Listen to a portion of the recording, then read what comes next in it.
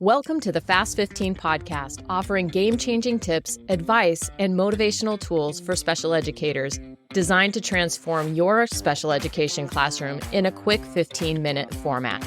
Our podcast includes authentic stories from amazing educators like you and is proudly sponsored by the publishers of the Functional Academics program, specially designed education services. Join us as we endeavor to transform the landscape of special education. Hello, listeners. I'm Barb Beck, your host of the Fast 15 podcast, and today we are very happy to ask Michela Laverty, one of the amazing professional development trainers here at SDES. She dropped in to have a discussion with us specifically about generalization of skills outside of the classroom. Michela Laverty is a passionate special educator dedicated to promoting inclusion and facilitating transition services. With a master's degree in curriculum and instruction and 9 years of teaching in the classroom in Washington State, Michela has consistently worked to increase inclusive opportunities both inside and outside the classroom. She believes that acceptance and inclusion of people with disabilities should begin at home and in the classroom. She is committed to supporting districts and families in achieving this goal.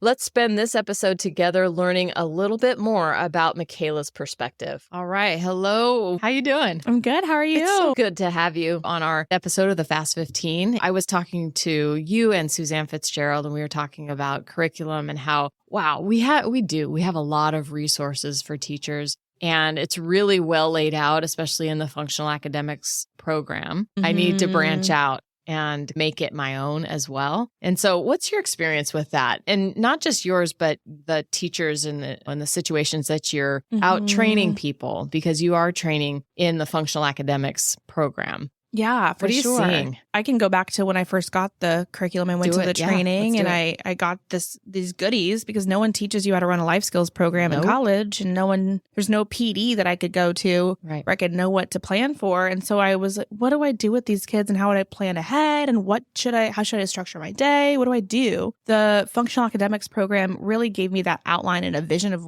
where my kids needed to go. And I joke because I came from a gen ed background. I was going to teach gen ed. That's what I was going to do. Okay. So I said, oh, these are like my common core state standards. Right. It's really the standards that I'm building my program upon. So the curriculum, we give you lesson plans to how to progress monitor on these skills. There's a ton of IEP goals. We have all these things, but I'm not going to teach the dollar up method one way. I'm not going to teach banking words one way. I need to care more about the comprehension. How am I going to build that comprehension? And when I was going to college back in the day, so long ago, the world changes. It sure does. Differentiated instruction was like the buzzword back when I was in school. And so how am I going to differentiate and teach this skill a bunch of different ways? So that's where I really had to think about how to generalize and build independent skills and dig deeper for my kids, and how do I make it accessible for them? That's where I was going. Yeah.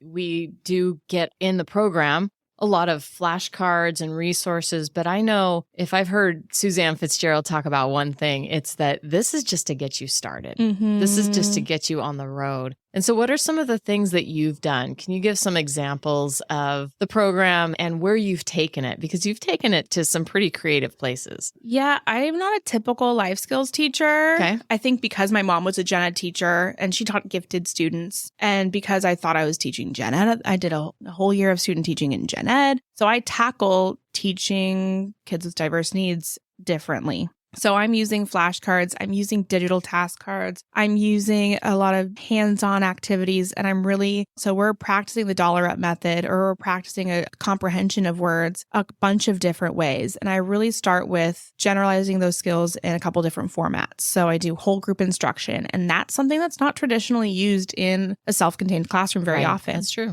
And I get it. It's hard. How do I get all these kids at different skill levels to sit in one place and listen to me? It's rough. You better put on a show. And that's what we are. Number one, we're actresses. That's right. We have to engage them. And it's easy to take a lesson and say, okay, my severe and profound students aren't going to get this, so they shouldn't be around for it. Or this lesson's too high or too low for this kid. When in reality, give me a lesson and I can make it accessible where any kid in the room is going to get something out of it. Meet them where they're at and engage them with everyone else. And that's not the only way we're going to teach kids. There's a time and place. So for the functional academics program, we do direct instruction where I'm taking my data and I'm taking it consistently. Right. And then I'm going to go through and now practice whole group, small group, one-on-one. I'm going to do my 3 big components when I'm training. So 3 things that I really focus on when I'm differentiating instruction is I focus on change your method. So how am I teaching this? Change your medium. What am I using to teach this skill? And then change your setting, because my biggest pet peeve, these kids sit in the same place every day and do the same thing for so many hours. Yeah. Right? And when we go to practice it in the real world, they freeze because they haven't truly generalized that skill. So setting looks like a bunch of different ways. It means changing desks in your classroom, changing who you're working with, changing from your classroom and doing some work in the library, maybe. The setting can be really flexible, but those are the 3 things. Change your method, change your medium, change your setting. If I'm using an example, can I give you an example? Please do, yeah. We use the dollar up method as an example because it's the easiest. Yeah. We like money. Yes, we do. Change your method. Hands-on instruction is super important. And when we're doing direct instruction with the functional academics program, we have the paper bills. We're going back and forth and we're doing discrete trials, and that's great. But the dollars look differently and money looks differently now. We have debit cards, we have virtual money. We need to really understand it in a bunch of different ways. So I will use the paper money. I will use real money if I have access to it. I'm thoughtful because these kids are quick and will take $1 if they can. And then I use digital money. So I have pictures on like a Google Slides, and then they can manipulate and have an interactive kind of thing with counting money that way. I have used numbers to mean money, and we really practice it a bunch of different ways so that they're changing the medium. It means different things. Changing the method. We practice one-on-one. I'll have whole group instruction where I have the money on the whiteboard and we all have it. We do the lesson together as a group. Or we will go out in the community and we will do scavenger hunts, and they have to find an item and then give me the dollar up in that real world setting. We will go and buy something at lunch if that student has the bandwidth or we have the money to do that. We will go do a community outing and actually put it into action and make a purchase. So we're practicing the dollar up method, but we're also practicing making a purchase in the community. You're getting 2 in 1. Right.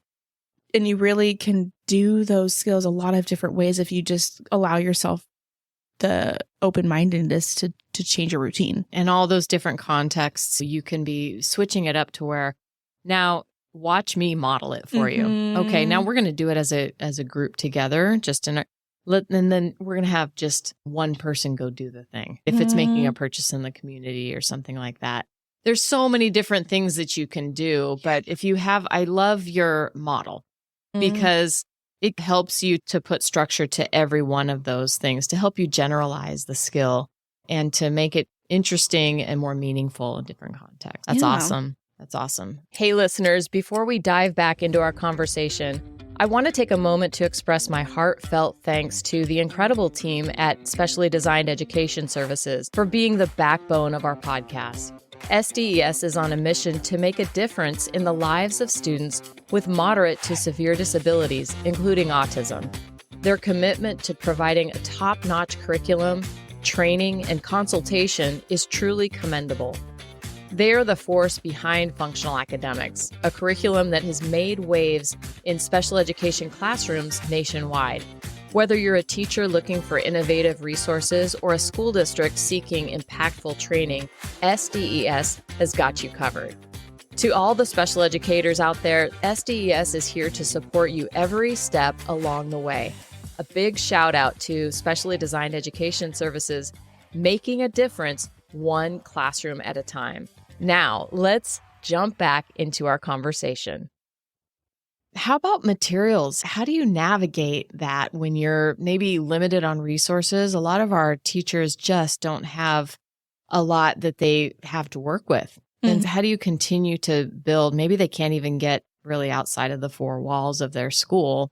But do you have some ideas around how to work with that limited material? You have to really be open. If you're a life skills teacher, especially, you have to be down to talk to people and start making connections.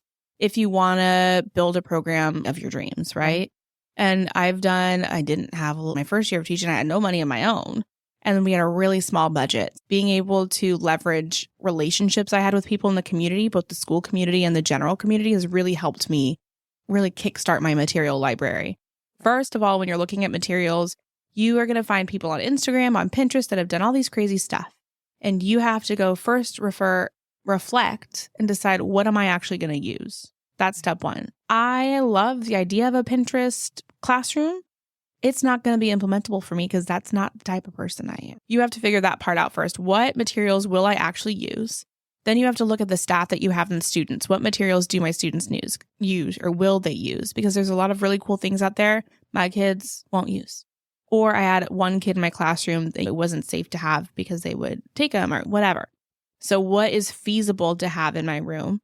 First of all, money. We get the printable money from Functional Academics. So I just used those and that lasted me. Nice. That's all created for you. It lasted me forever. And in the beginning, my first couple years of teaching, I didn't have a lot of extra goodie bags, but I did know the ASB teacher. And the ASB teacher has been teaching for a long time. And she had all these extra tills that she used to use back in the day that were just sitting in storage. So I had I think it's like a till or the drawer where there's space for the money.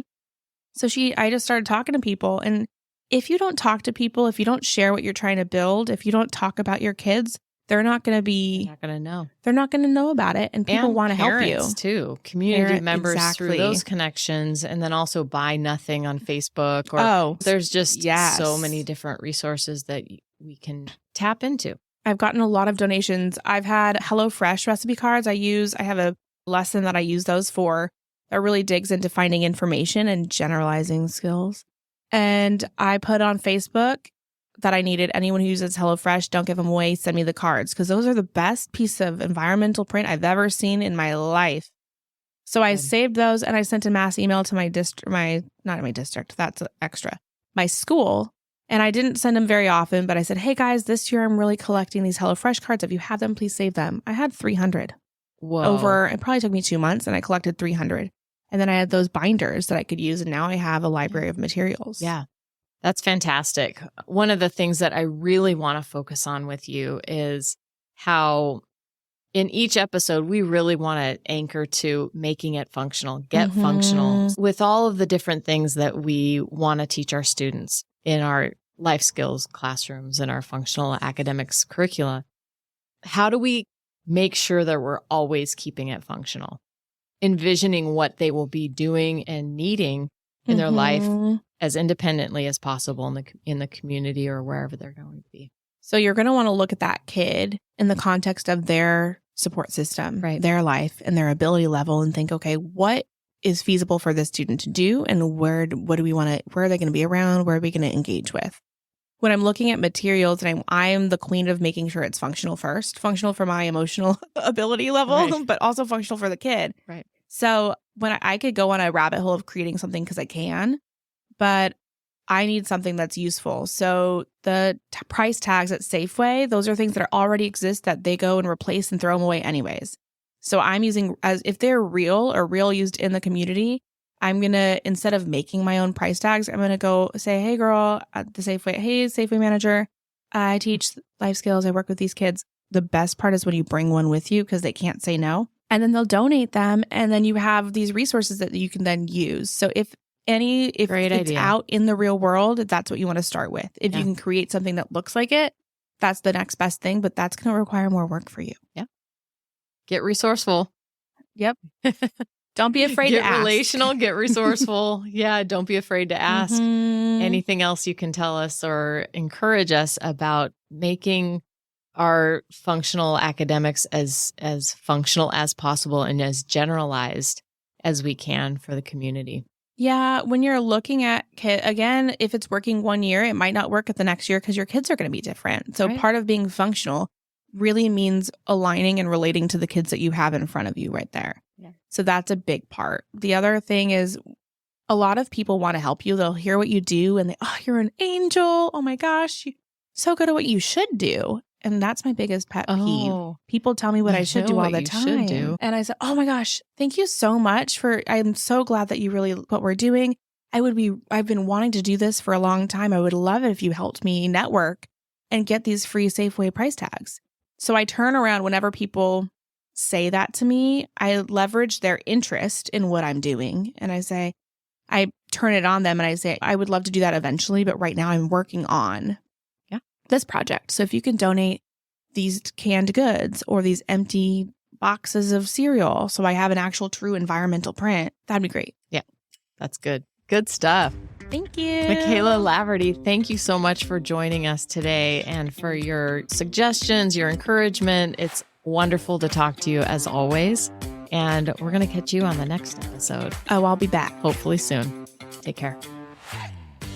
A heartfelt thank you to our generous sponsors, Specially Designed Education Services, publishers of the Functional Academics program. Please take a moment to learn more about the only true comprehensive functional academics program that enables students with moderate to severe disabilities to improve their ability to live independently and show meaningful growth both academically and personally, while creating accountability with data-driven, evidence-based results. Visit SDESworks.com to learn more.